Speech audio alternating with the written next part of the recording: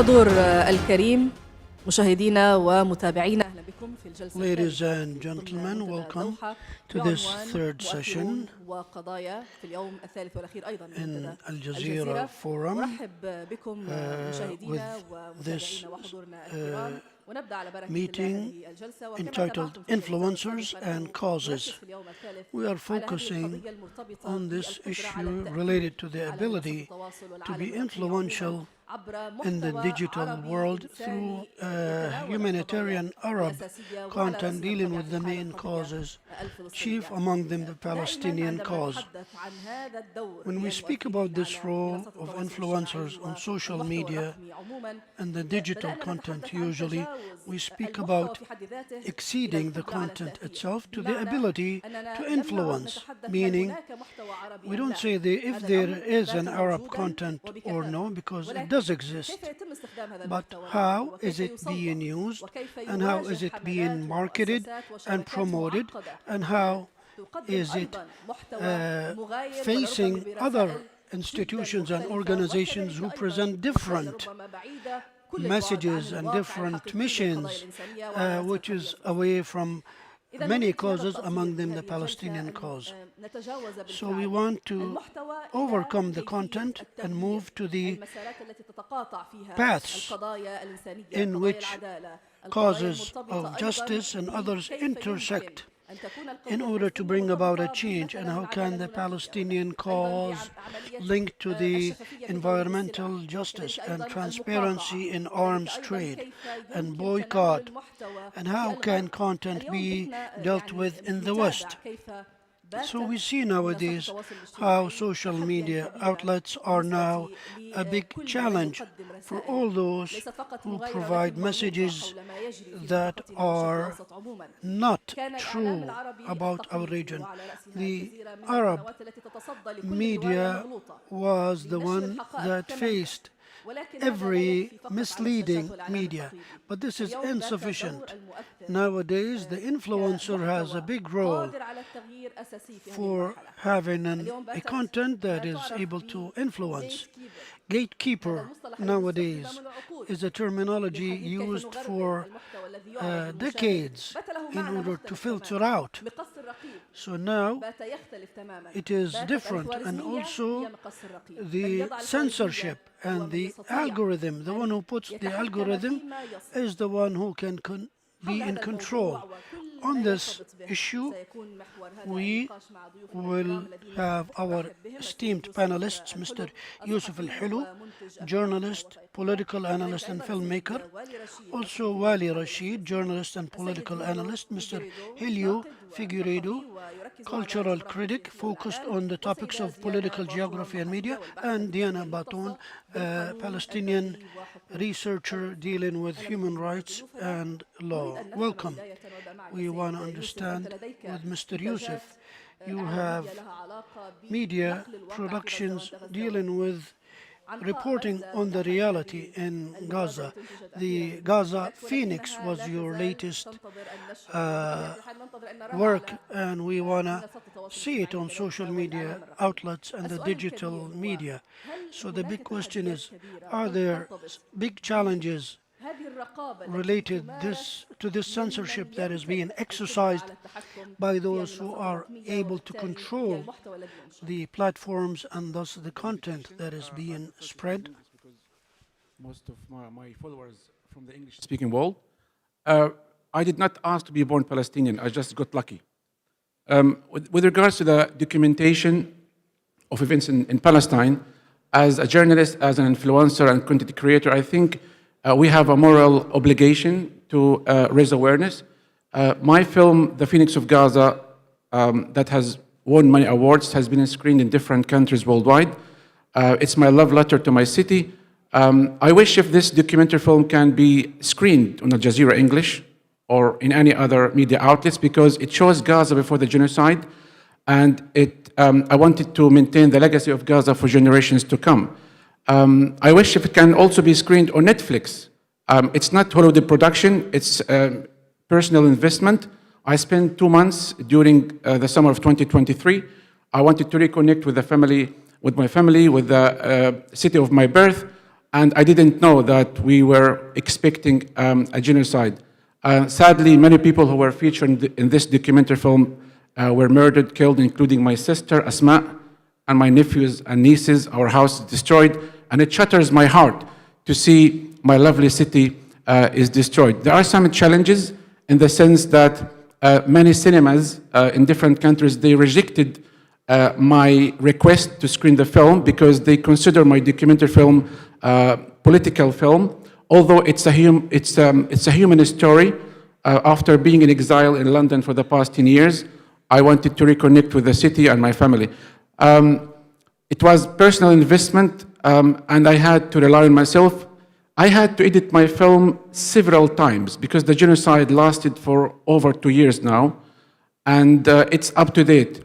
I received some criticism from some Zionists who say, how dare you describe Gaza as a concentration camp, as a big prison, when you show us Gaza was so beautiful? I said, Gaza has been always a concentration camp. It has been always the world's largest big prison, but we managed with our determination to beautify and decorate our prison. I was born in Gaza City. I attended United Nations schools, and I was chased by Israeli military jeeps in the early 90s, mid-90s. Being in London does not mean that I forgot about my city. I was reporting from the first hour of the genocide, and I continued to report in my capacity as a journalist. I appeared on international media outlets, on Al Jazeera, on BBC, Sky News. The challenge is also not only because I'm a Palestinian from Gaza, because we try to shift the narrative. The traditional media outlets no longer maintain the monopoly on the narrative. So in the rise of citizen journalism, digitalization, anybody with a smartphone can make an influence, can make an effect. So I try my best to influence people to talk about the root cause of the conflict in Palestine, the colonialism, the occupation.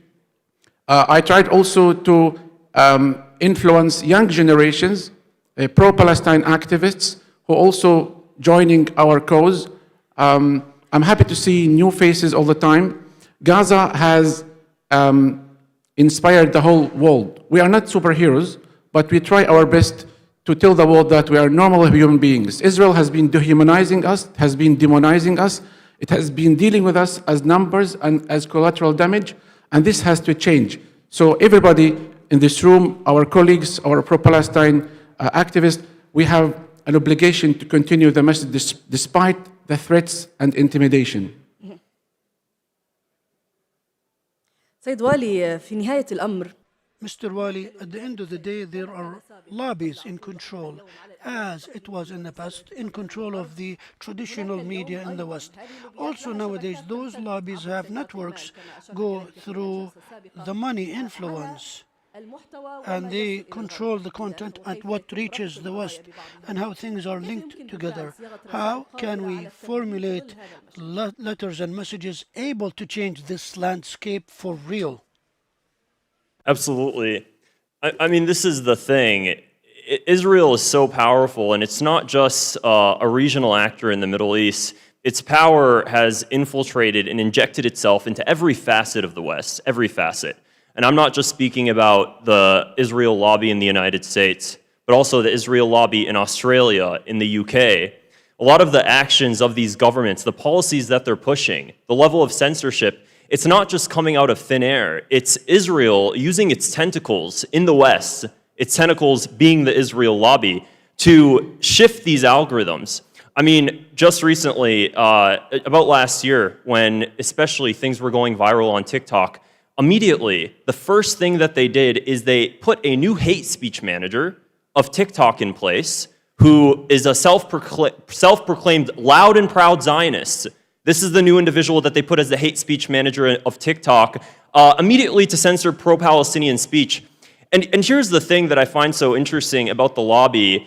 They state that their focus is to combat anti-Semitism. They keep talking about, we're doing this to combat anti-Semitism. We want to stop hate. I think me, just like everybody in this audience, doesn't want hate towards any group of people. Here's the thing. How come they never put an anti-Zionist Jewish person in these positions of power? Why does it always have to be a Zionist Jew? Why is it never an anti-Zionist? If the goal is to just combat hate, why does their political ideology matter when they put them in these positions of power? So when it comes to the Israel lobby influencing other aspects of government outside of social media, we see this continuously with legislation. The way that it impacts us is the level of censorship. One of the biggest pushes that's actually happening in Argentina right now as well, or already has happened, is the IRA definition of anti-Semitism. This is what I find so interesting with Israel, a country in the Middle East, a project in the Middle East actually is a better word to put it, has weaponized anti-Semitism to shut down criticism of its own policies. I don't know any other country, Qatar, Saudi Arabia, I've never heard these countries come out publicly and say, you know what, we're going to stop people talking about this because we think it's hateful, it hurts our feelings. Only Israel, for some reason, only Israel is allowed to shut down criticism and say, oh, it's anti-Semitic, you're hurting the feelings of our religion, you're hurting our people. And one of the ways they're doing this is with the IRA definition of anti-Semitism. They formulated their new definition of anti-Semitism, which includes criticism of Israel. So in the West, in Australia, they just recently passed legislation. If you compare the policies of Israel to Nazi Germany, that's considered anti-Semitic now. You're not allowed to do that. My family is in the occupied West Bank. I was born in the United States. I'm Palestinian, though. My family's in the occupied West Bank. The policies and what they experience is no different than what was experienced back then. The level of dehumanization. Palestinian villages are all in the valleys of the occupied West Bank. Israeli settlements are all in the hilltops. So they're not just looking down on us physically, they're looking down on us psychologically. They're looking down on us like we're scum. And they weaponize anti-Semitism so much that now in the West, in Australia, you can't even criticize Netanyahu in some aspects, because if you do, it could be considered anti-Semitic. You can't criticize a government leader because now all of a sudden you're being hateful to their religion, and this is accepted. In Argentina, there was a left-wing politician in Argentina, and he spoke about the genocide happening in Palestine. This was happening last year. The Israel lobby of Argentina went after this man and sentenced him for 6 months in prison on criminal charges of hate speech for calling out a genocide, stating that it affects Jewish people. You can't say that because it's anti-Semitic. You're hurting the feelings of Jewish people. In what world, when some of the biggest supporters of Palestine are anti-Zionist Jews, we now have a lobby that's pretending to speak on behalf of Jewish people to stifle criticism?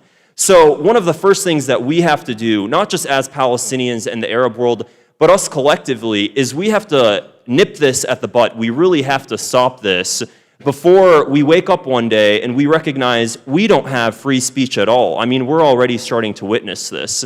The way we do that is awareness, which I think the Palestinian cause has brought great global awareness already. And from that awareness, we then have to take action. We have to recognize what the Israel lobby plans to do in the future, and we have to act in a way to stop it before it gets too late. I think the IRA definition of anti-Semitism, if you're in the West, the IRA definition is now being implemented in countries in the Balkan countries. I believe Armenia recently, I heard they're now implementing this definition of anti-Semitism, where if you criticize Israel, you'll get charges of hate speech. So my concern here is especially IRA right now. That's what I've been reporting on recently, and we're seeing this implementation in the West. The Israel lobby is tentacles of the Israeli government. And because the truth is what Palestinians have on their side, Israel has built up a nation on lies, and it has to use its tentacles to shut down criticism of its country based on policies pretending, wearing the cloak of combating hate speech. So that's something I think we have to address immediately, and we are already working to great lengths to do that. Thank you. لا شك أن غزة كانت نقطة تحول. No doubt, Gaza was a transformation, and there was a tsunami of the different positions in the past and the years. So Israel now calls anti-Semitism with this vast theme, and it has used it to fight the truth. At the end of the day, there is a transformation. We are still in the beginning, but this transformation, Mr. Helio, how can it be put in terms of campaigns which could be influential and reformulate the algorithm that prevents and bans the word famine and freedom. So these have to be now misleading in order to pass through the content. What we can do collectively. عذرا منك سيد والي السؤال السيد. Sorry. The history of Palestine and the thing that we're seeing at this moment with the genocide ongoing is that it's not a new story. This is a story that has been repeating itself throughout the centuries, specifically due to Western aggression.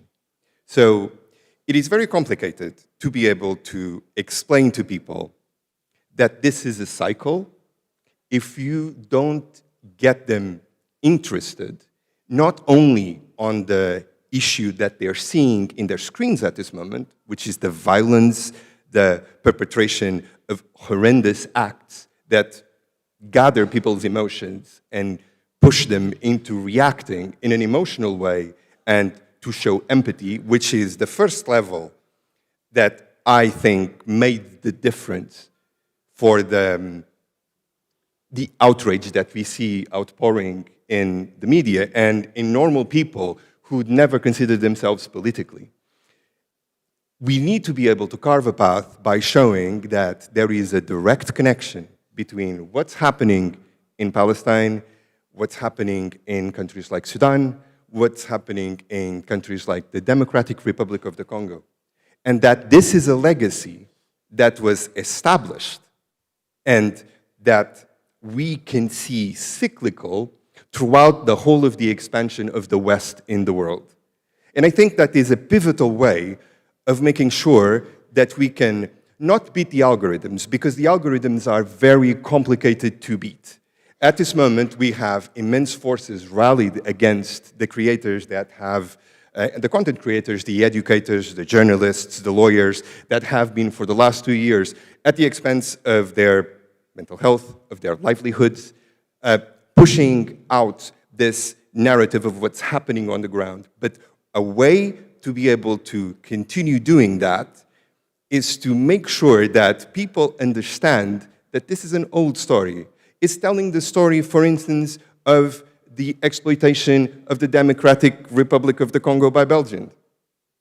It's to be able to say that story, to make people understand the resources that have been exploited from, for instance, from Africa in general, and to tag to that story what's happening in Palestine at this moment. It's to be able to tell the story of the deindustrialization of India during the 18th and the 19th century, on which the greatest, one of the richest countries in the world was basically stripped off the motor and engine of their wealth to just be able to transfer this to Europe, which is a peninsula of Asia that we have been convinced that is actually a continent that has none of the resources that it needs to be able to continue to progress when it comes to its technological revolution, its environmental revolution, and that takes all of that wealth from the global south. So I think we can't beat the algorithms, but we can use this opportunity to explain that there are more things that unite us than things that separate us. Because Palestine and the creation of the settler colonial entity of Israel is something that we can trace back to a specific form of European colonialism in the 19th century that treats everything as if it was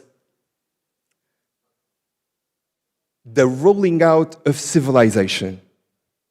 And if we could start breaking this idea that what has been rolled out throughout the world, throughout all of the continents, was civilization, because it was not, it was barbarity. We get sold the idea of, which is a sentence that comes out again and again every time that we speak about Israel, which was that that Israelis turned Palestine from a desert into a garden.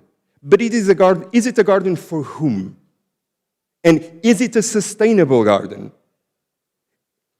Is it better than the interpretation that the indigenous people of the land, who were sustainable, who basically adjusted to the land rather than fighting against it and trying to impose on it a model that is just fit for Western Europe?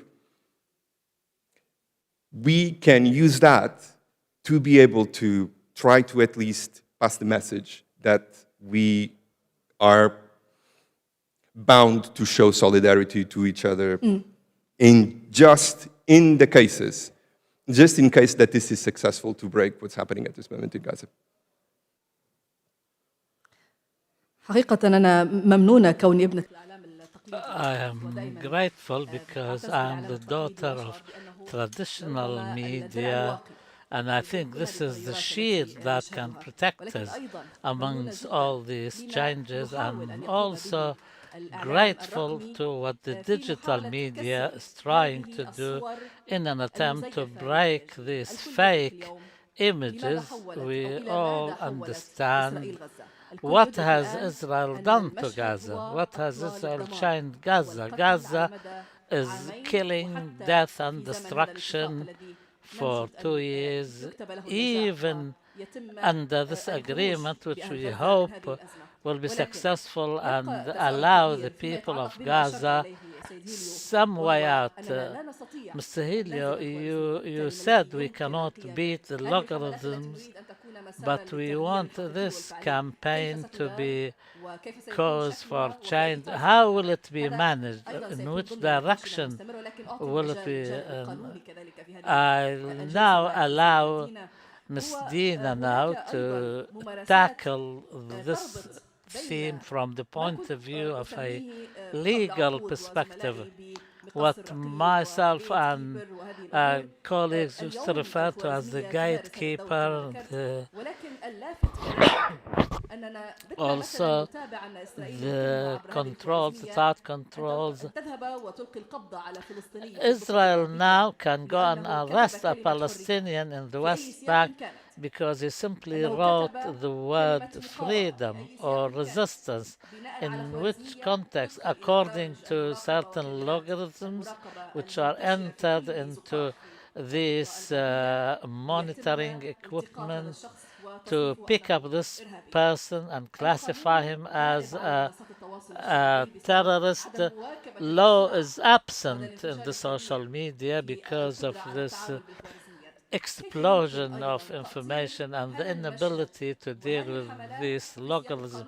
How can we frame this within a legal perspective, a point of view? Thanking you for having me and thanking all of my co-panelists. It's lovely to be here. I want to actually hone in on something a little bit different, and then I'll get to the issue of law. The issue here is when we talk about influencers, what exactly are they influencing? And how is it that they are influencing? And when I think of influencers and the role that social media has been playing, I think of things that are in two different realms. The first is people who are trying to raise awareness, to create awareness about what is happening in Palestine. And there are many people who have been doing this and doing so well. But there's also another angle to it, which is not just a question of raising awareness, but how it is that we translate this raising awareness into actually doing something. And this is where I think that there has to be some focus on the connection between influencers and the connection between political organizing. And that's the part that has been, unfortunately, missing over the course of the past nearly 3 years.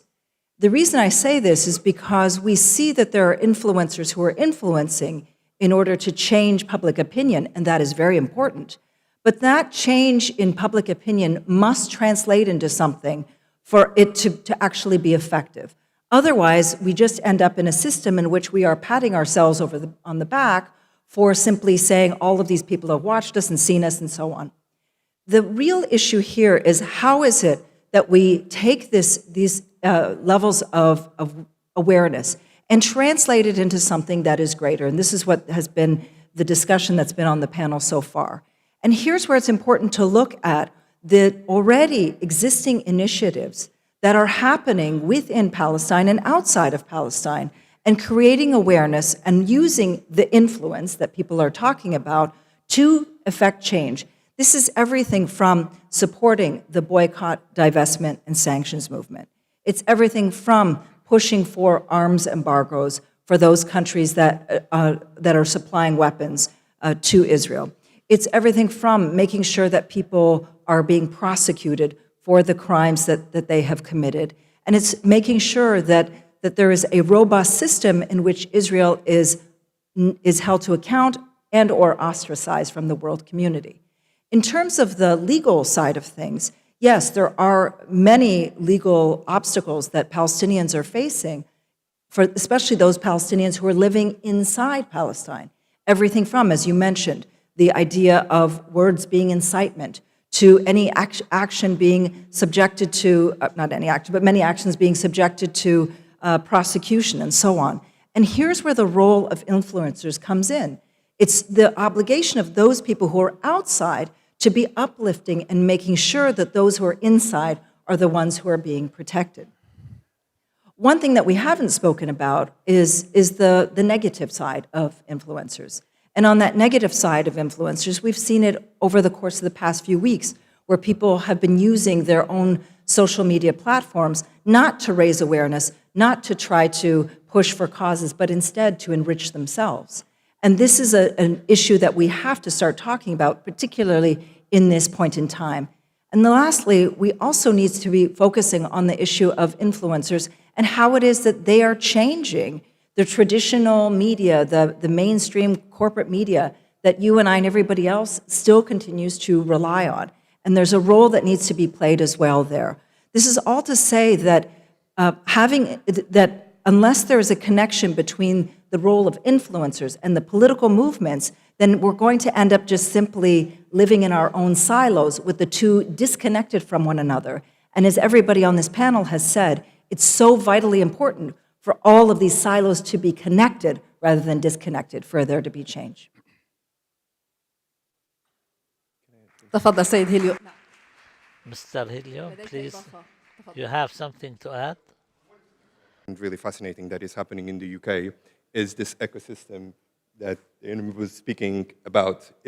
There is a creation of an ecosystem that connects direct action, for instance, when it comes to Palestine Action, who has been prescribed as a terrorist organization, not because it is a terrorist organization per se, but because it attacks the very things that we're speaking about, like Elbit systems and the whole of the position of Israel and the UK as kind of linchpins of the military-industrial complex.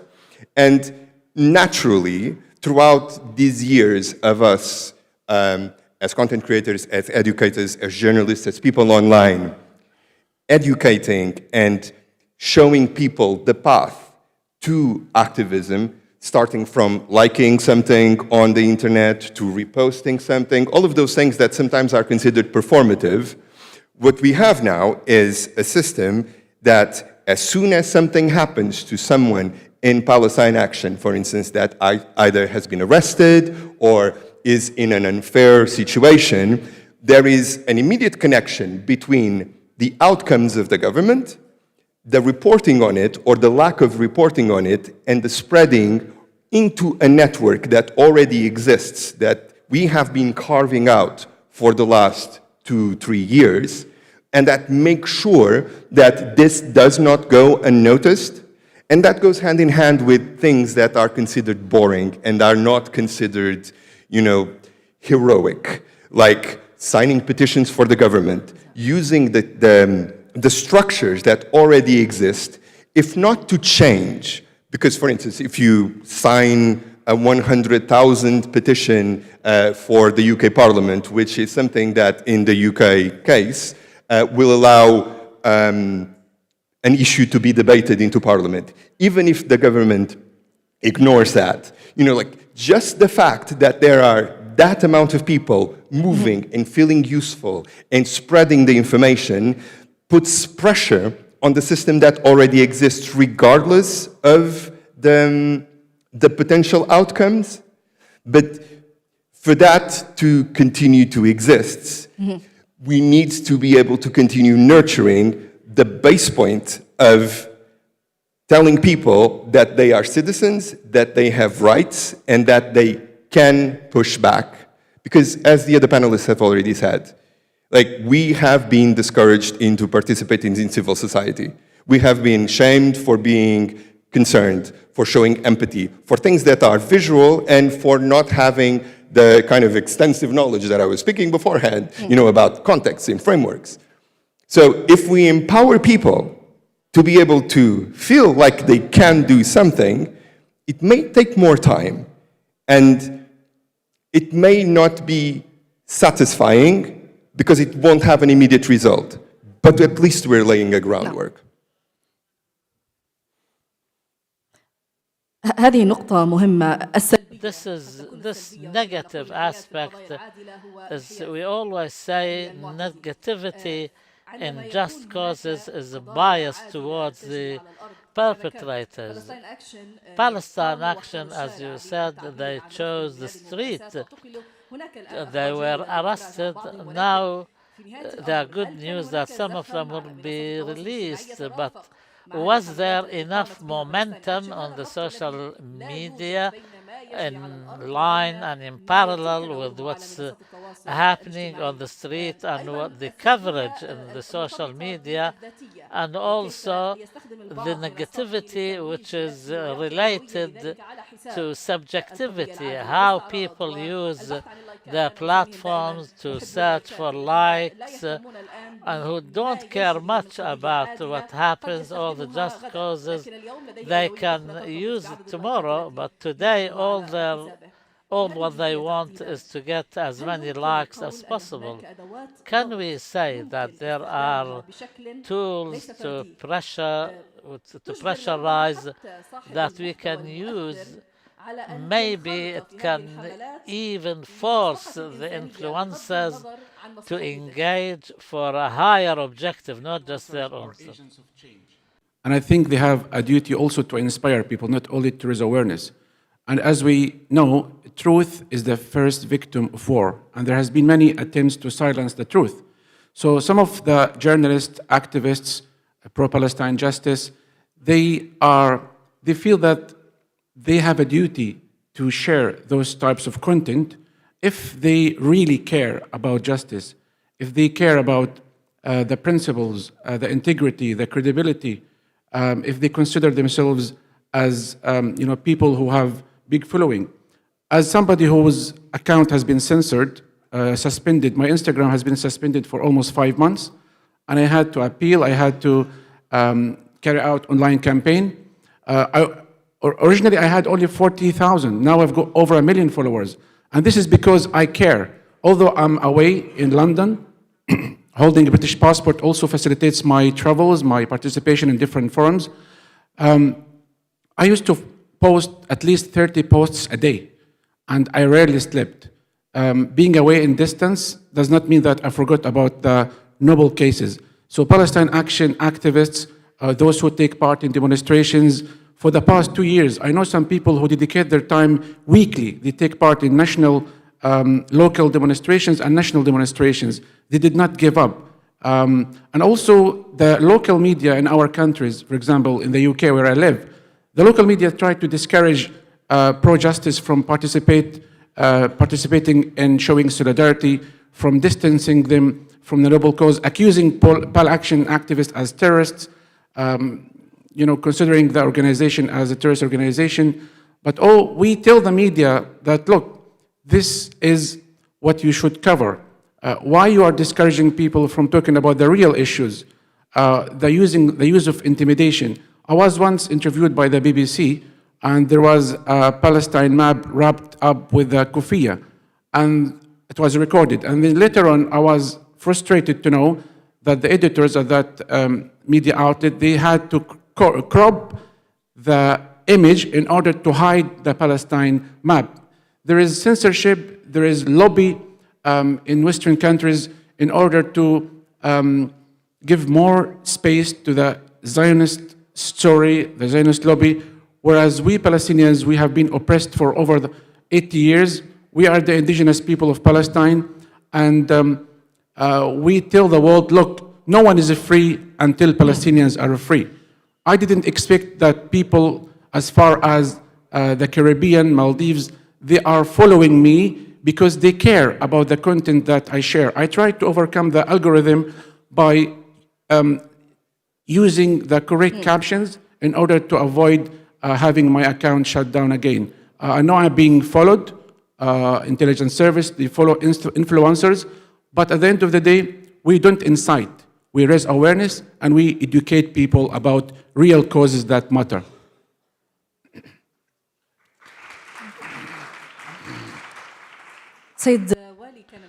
Mr. Wali, you had an intervention, but I want to frame it as a question about the negative role by some influencers or those who are being led by strong lobbies or are being used from within our region to have the kind of messages that can counter our own messages using our language.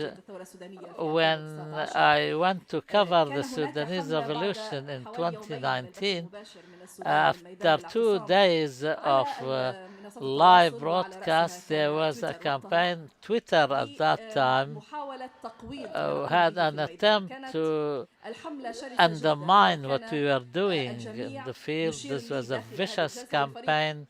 Everybody used to point at me and my crew, and the following day when we went there, we were attacked. We were attacked by a group which responded either to the impact of these voices who tried to distort what we're doing, or maybe they were paid to do so. So the linkage between reality and social media is a real thing. Mr. Wali, how can we not only find these tracks, paths, tools, but how can we counteract their ability to influence what we're doing in a negative way? The way I talk about these negative influencers, I call them the Israel mob. It's important to understand about Israel is that they work very in sync. It's unlike anything I've seen before. If you look at the way the government of Israel operates in tandem with these influencers, the network is unlike anything I've seen before with any other country, with any other people. They have groups where they put out mass misinformation campaigns together.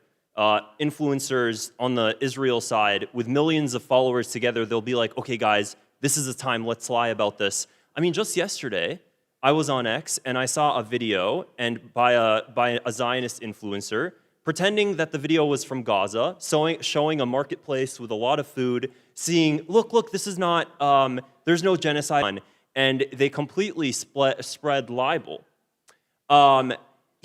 There's so many other examples. Another important thing to actually mention is that these influencers, when they work together, I believe back in 2023, they started spreading propaganda that Hamas was using water pipes from Gaza, and they were using the water pipes to build bombs, and they're destroying the water pipes that the Palestinians were using for their drinkable water.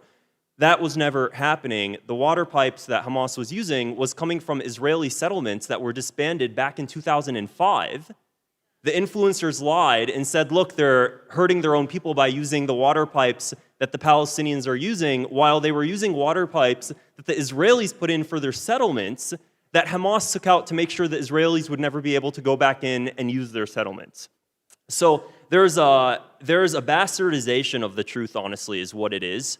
And the way we counter it as Palestinians and as people that support the cause is the one thing Israel will never have on their side is the truth. That is the one thing they'll never have on their side. And that is our greatest weapon, is just simply speaking the truth. On my social media specifically, we were talking about action. I worked with Biden's administration back a couple years ago now. Biden passed an executive order that would sanction settlers that are committing violence in the occupied West Bank. The occupied West Bank it's especially close to my heart. There's a lot of violent settlers in the occupied West Bank. My family's village is located to one of the most hostile settlements. They're called Yitzhar. and the founders of Yitzhar are actually the only Jewish designated, U.S. designated terrorist group. The media doesn't like to talk about this, which is why as influencers we should talk about this stuff. There's only one terrorist group in the United States. That's a Jewish terrorist group. They're called Kahan Chai, and they're right next to my family's village in Burin. And people never knew about this before. So as influencers, when you hear the Israel mob go on talking about how Palestinians are terrorists, it's important that we tell them that terrorism originated from Zionists before Israel was even created. Terrorism is an Israeli concoction that is now being weaponized and being blamed on Palestinians. Another example of this that's really important, my whole thing is action, the way I operate and what I say on social media. In the West, it seems like Palestine has become a movement among that's more left-leaning. And it seems that a lot of the action is taking when the carnage in Gaza that we're witnessing, the people that tend to take action in different governments tends to be on the left, which is great. And I'm glad to see that. For me, what's important is to make Palestine a bipartisan issue. And the way you do that, and the way I do that with my platform, is you appeal to different people you appeal to them differently. And when it comes to the right, especially in America, I appeal to the conservative right because they might not necessarily want to support Palestine, but they don't like supporting Israel to where we have to fund our tax dollars, and conservatives don't like exporting their tax dollars overseas. So as influencers, we also have to show the conservative right that it's not beneficial for America when we're exporting our tax dollars, when we're fighting wars on behalf of the project in the Middle East. And while we have the Zionist mob, these Israeli influencers try to spread lies saying that Israel is a great ally of America, we have the truth on our side, and it's very important for us to appeal to both sides and let them know not only is Palestine a human rights issue, but it's also not good for America. It's not good for America to be exporting our tax dollars fighting Israel's wars. We have to combat this Zionist narrative that Israel is America's greatest ally, because what Israel is America's greatest liability. So, thank you. حقيقة الحوار شيق جدا ويحتاج ساعات ولكن سأطلب This is an interesting talk, and this could go on for hours, but we want to be brief in the answers, Mr. Helio, regarding the inability to defeat the algorithms. What can be done?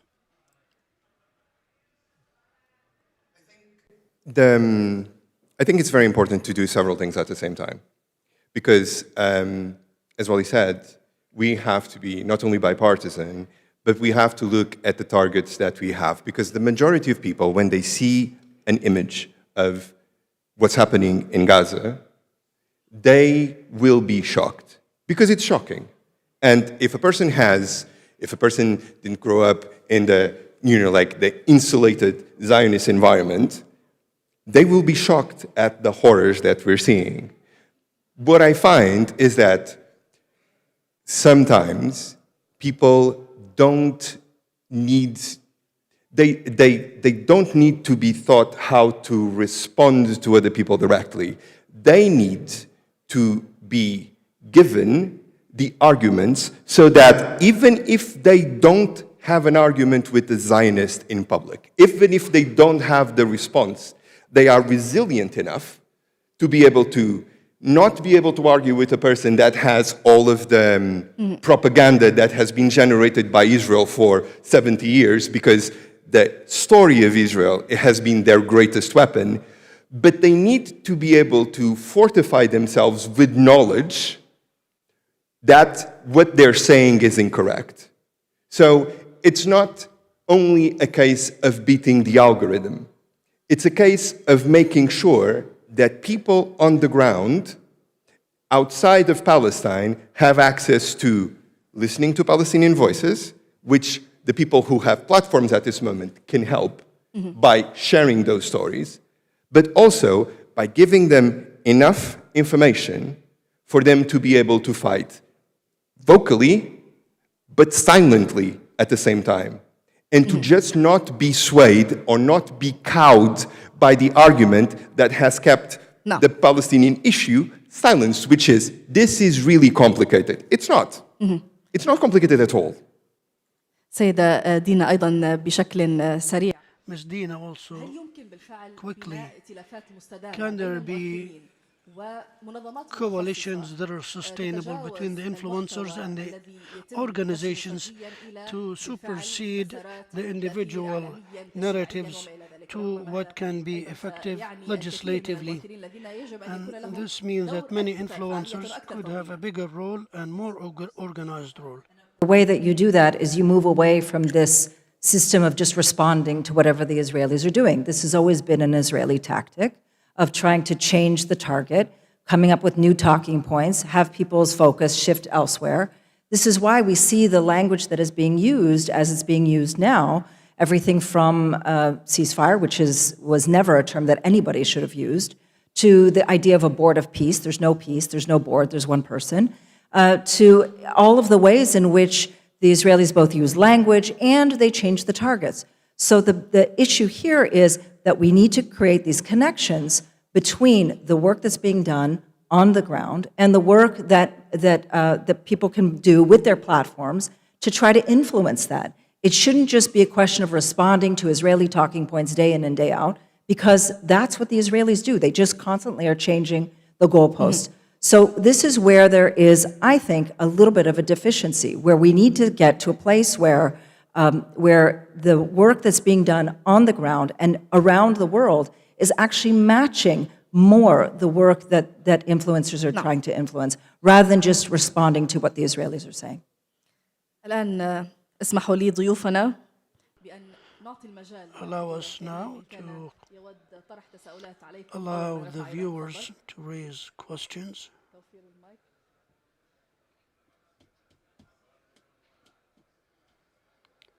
وعذرا منكم الوقت ضيق جدا We فنختصر. apologize, time is running out, so let's be brief. أنا أتبنى البارادايم Peace be upon you. I adopt the paradigm of Fatin that such just causes should not be subject to trade or commerce as some Arab regimes do in terms of political exploitation. So the question is, do you believe all terms of reference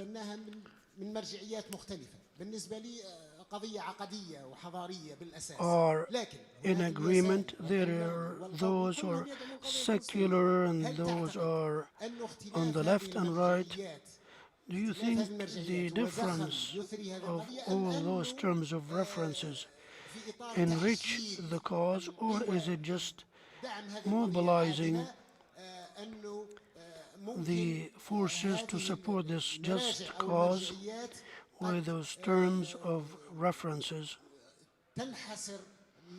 may be confined to spread and ramifications? شكرا. After post-screening of my film, I received some questions. So one of the questions is about the diversity. You do not have to be a Palestinian or a Muslim or an Arab to support the Palestinian cause.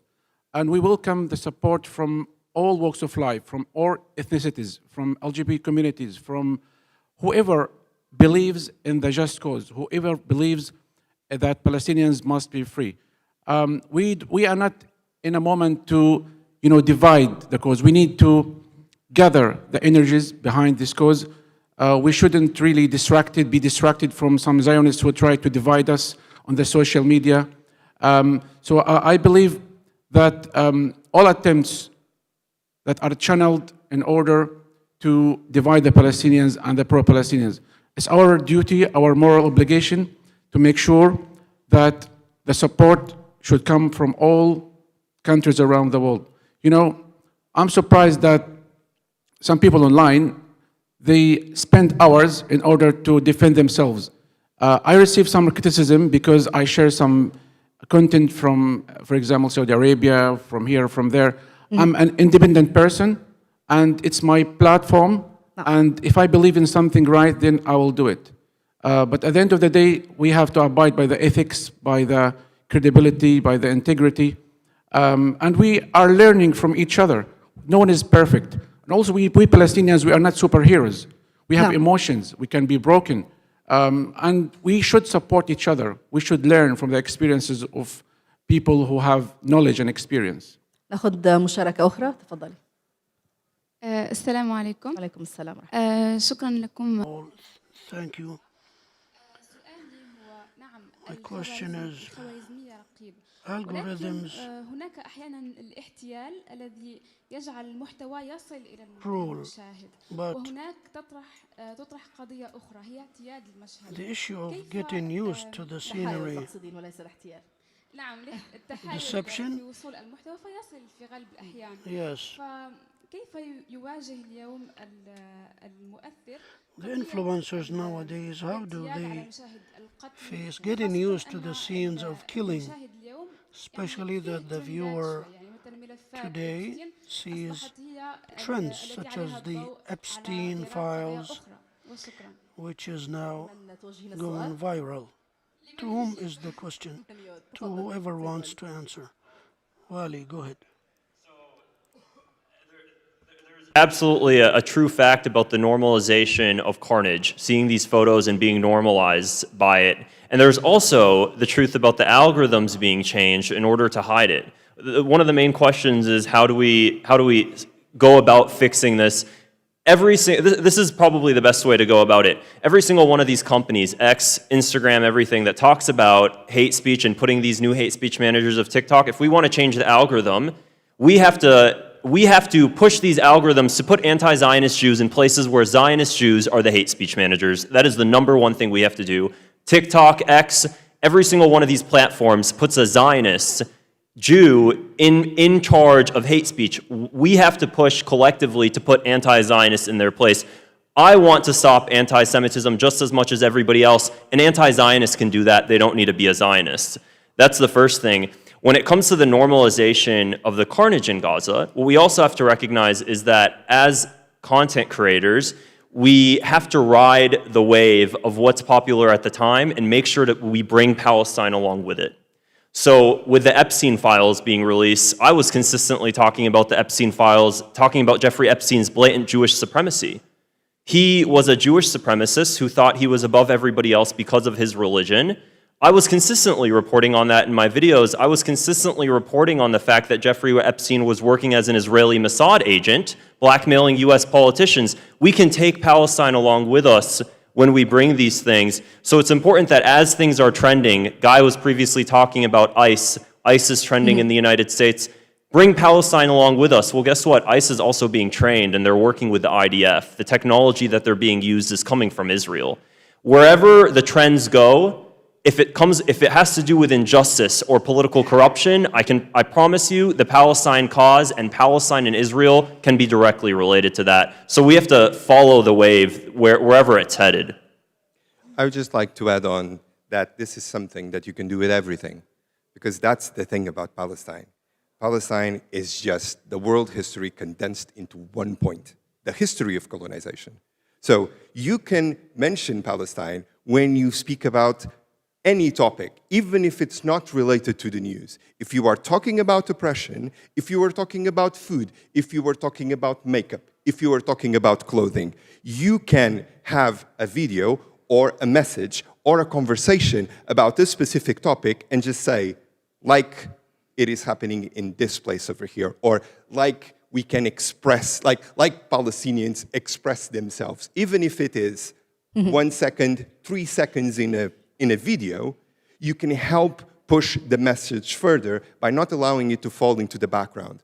But one thing that I think is super important as well, is what Diane was saying, is that we cannot focus just on the momentary reaction to the news or in beating the algorithm as a whole as it is at this moment, because it will change. We have to be strategic and use all of our platforms to connect what's happening on the ground with the people who do not see it online because we are not shown that. And I think we made tremendous strides in pulling that together. يعني لست أدري بالفعل كيف يمكن أن نكتفي بهذا القدر. I think we should stop here, but I'm asked to end the session, but Dina. This type of information, I think it's important to keep in mind that Palestinians have been erased. and they've been dehumanized. The constant feeding in of footage that just shows death and destruction adds to that dehumanization.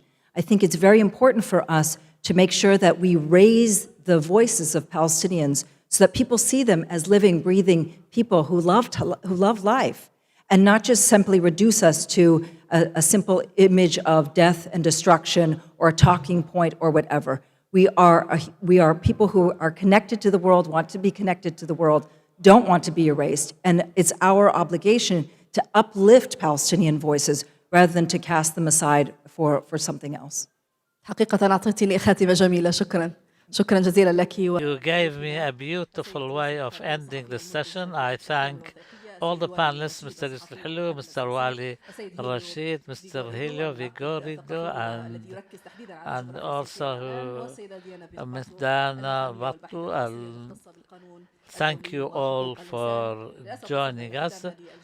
We've come to the end of this session and the third day of this forum, in which we discussed influencers and some aspects of their work.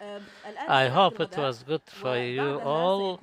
We have a lunch break and we will see a screening of a film, and there will be a discussion with Muna Al-Omari.